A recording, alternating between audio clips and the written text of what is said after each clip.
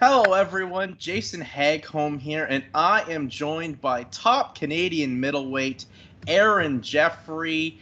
Aaron's going to be fighting in the main event at LFA 93 against Andre Petrosky 1 week from this upcoming Friday, October the 16th. Aaron, how are you doing, my man?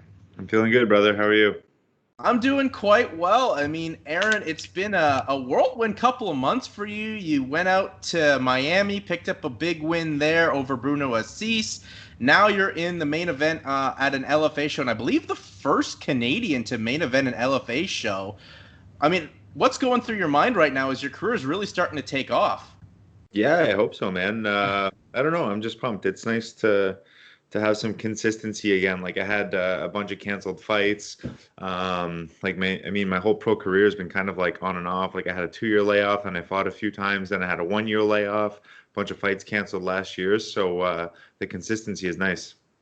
Yeah, it's definitely gotta feel nice, and I mean, your knockout over Burno Assis has really elevated your stock. I mean, talk to us about that experience fighting for SFT, their first show in the United States for a Brazilian promotion. I mean, you were the highlight of the event. Your clips went viral. I mean, talk about that experience for SFT.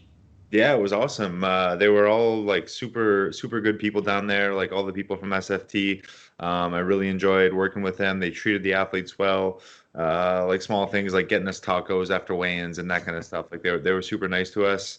The fight was good. I mean, I don't think I fought the best fight. I think maybe I had a and started off slow. But to walk away with the knockout was awesome. It was cool to go down to Miami. I mean, things weren't exactly the same with all the COVID stuff going on, but another destination to go travel to. So yeah, it was great. Talk to us about the protocol for COVID making the trip down. I mean, were you worried about it at all? Because you went down to Florida at a time when COVID was really rampant in that state. Yeah. I was pretty like nervous at the airport and stuff and like not knowing what was going to happen, but honestly, it seemed like the airport security like couldn't have cared less. They didn't really ask me a whole lot. I said I had an MMA fight, and they didn't really say much about that. And then as far as the fight goes, I think it's like pretty standard procedure across the board. Probably with most of the shows, you have to get your COVID test and then kind of lay low until the fight happens. But other than that, kind of business as usual. Yeah, it was business as usual. You went in there, you picked up a big win, a third round, a TKO finish. You talked about starting slow. I mean, what was your mindset going into the second round? Because as you would say, the first round didn't go your way, but once the second round got going, the fight became yours. So like we knew he was a good judo guy and good on the ground as well. So I think I was a bit tentative in the first round, maybe kind of like waiting for some of his big judo throws. I kind of wanted to feel that stuff out and see where he was gonna go for those kind of attacks. And kind of once I felt his pressure up against the fence and he tried like 1 or 2 throws, I felt a bit more comfortable. I felt him working hard and starting to slow down a bit, so I knew I could pick up the pace and start working my game. Yeah, and I think you tired him out. You kind of broke him towards the end of that second round, and then were able to get the big finish. And Aaron, when we saw you in the fight, you've really changed up your look. You're still growing the mustache. You've got the mullet going on. One of the reviews that went out was you were called the trailer park version of Justin Trudeau. Was a pretty interesting comment. What's the change in the look? I mean, it's working for you, but what was the decision to go the mullet? I don't know. I had like the COVID flow going on, like everyone was growing out their hair kind of because like the salons and stuff are closed. Um, and then like when I got back into training, that hair was like in my face so much, so I had to get rid of it. But I still wanted long hair, so I figured mullet was the best of both worlds.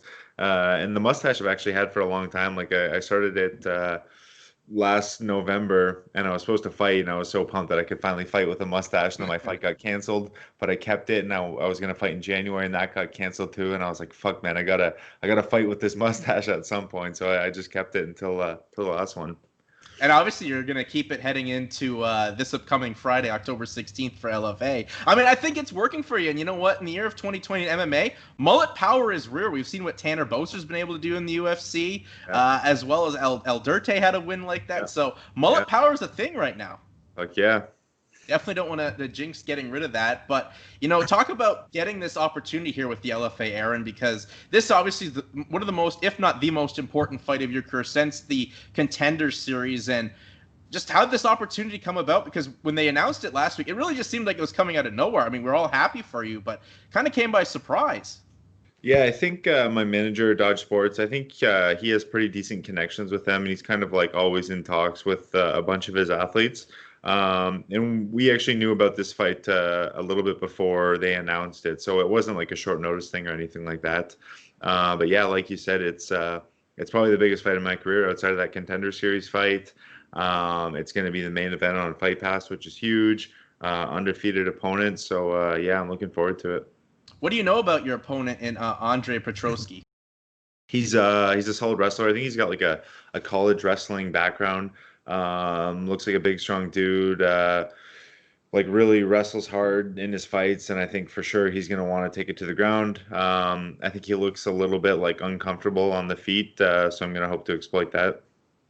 Yeah, I think it's an undefeated fighter fighting you with a lot of the experience you have. I think it makes for an interesting matchup and a tough one for him. But I think all in all, an exciting fight. And as we said, one of the biggest opportunities for you. And you mentioned your management, Dodge Sports. They've been getting a lot of their fighters fights during this difficult time, this weird time of the pandemic. Jasmine recently fought. I know Zach Fowles fighting this week in Alabama. It's got to feel nice to not only have your management getting you the fighters, but you're training with a lot of the same fighters that are represented by your management right now up with the Niagara Top Team. Yeah, it's awesome. So we got, how many of us? I guess 4 of us at NTT, Romero, me, Jazz, and Powell. Me and Jazz lived together full time, and then Powell was actually staying with us too for this training camp. So yeah, just a big, happy Dodge Sports family. It's nice. Yeah, what's it like having Zach make the trek down from Quebec to pretty much being staying with you since the summer in St. Catharines? Yeah, it's been a while. It's funny, man. He's a good dude. He's an interesting character. I like having him around. I don't like cleaning up his messes all the time. But, he's a good kid. Yeah, I've talked to him a couple of times. He's a real nice guy and all. He had a horrible travel experience. I saw delayed like 8 hours. And that's rough. But you just mentioned those list of fighters that are not only represented by the same crew, and you train with a lot of them, but they are Canadian, and you're part of a new wave of Canadian MMA. And a win on the 16th in the LFA, that's going to be another monument moment for you. What do you feel about being a part of the next wave of Canadian MMA as well? You and Romero and all those guys at NTT. Yeah, it's cool. I think when one of us breaks through to the UFC, it's kind of like opening the doors for more of us. I think like Romero's right on that doorstep now. He should have been signed already. He's still right there. I think Jazz kind of got ripped off in her last fight. If she would have had that win, she could have been in the UFC too. Hopefully this is the one for me that puts me there. So I mean, if NTT could have 3 athletes in the UFC at the same time, like that's huge. I don't know how many Canadian gyms have done that over the past few years. Talk about the growth of Niagara Top Team. This is a gym that's been open maybe about 2 years, and just look at the talent that's exploding out of it right now, Aaron. Yeah, it's crazy. Like a lot of us have been training together, like kind of all since we started back at one of our old gyms in Welland. Like that's where Romero started training MMA with us. He was maybe like 11, 12 years old, something like that. Vlad started there, Vlad Kazbekov. We had like Matt DeMarco-Antonio, a few other pros, Eric Attard. And then we kind of like went our separate ways for a bit. Now we all reconnected and kind of started it up again. It's nice. It's really exciting to see too that like you all get to train together, and you see the growth of another up and coming gym in this country, which is real exciting to see. And then going to your fight here, Aaron, I want to ask you, because LFA, they're running these shows in the state of Kansas, and the state of Kansas, they're using open scoring for all their fights. And I think it's a big step forward for a state athletic commission in the United States that hopefully can be a trend going forward. What are your thoughts on open scoring, and that your fight, you can actually know what the judges think in your fight? Yeah, it's cool. I think it's, I don't know if it benefits I guess it benefits the fighters a bit, but I think the fans a lot too. Like if you're going into the 3rd round and it's tied 1-1, both guys are going to fight fucking hard to get that 3rd round. Or if the fight's 2-0, that guy's coming in, he needs to get the finish, so he's going to be probably swinging for the fences. So I think it might make it a bit tougher on the fighters. There's probably going to be more knockouts and more finishes, but cool for the fans for sure. What do you think makes it so tough for the fighters with the open scoring? Because, I mean, there's some aspects for sure why it may not be the best thing, but I think it's an improvement than just a 10-9 must system. Yeah, that's true. I just think the fact that it's going to put pressure on guys to kind of like go in that third round and get finishes. Like I said, if you're down 2-0, you're going to have to like come out there and swing. Either that gets you the win, or maybe you're getting clipped on the way in because you're fighting sloppy at that point. So I think it's just going to make guys fight maybe a little bit more recklessly.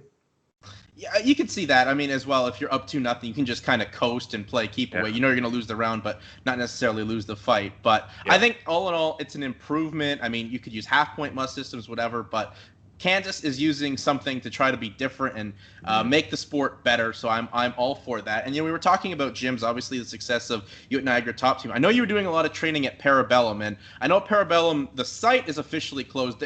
Lyndon Whitlock and the crew, they're not done. But what does it mean to you knowing that gym had to feel the wrath effects of COVID-19 here in Canada? Yeah, it's frustrating, man. This whole thing is super frustrating, and there's a lot of people that are all for this lockdown and they want to keep it going, and they're saying like people are being reckless, trying to open up too soon. But I think a lot of those people aren't feeling these effects, and they're not seeing like friends having to close down their businesses and lose all their money and like sell their assets and this kind of stuff. So it's tough to see, man. It sucks a lot.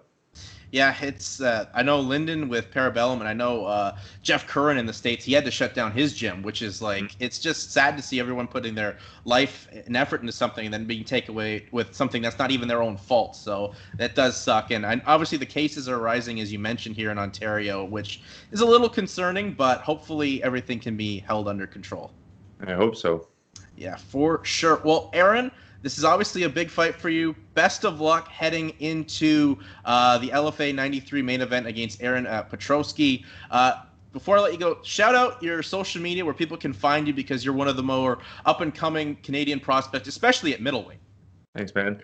Yeah, everywhere on social media at AAJ MMA. And then my nutrition consulting business is at Jeffrey Nutrition, if you want to check that out too. All right, Aaron, thanks so much for your time. That's Aaron Jeffery. He's fighting in the main event at LFA 93 against Andre Petrosky, October the 16th. You can catch it live and on UFC Fight Pass. Thanks, man.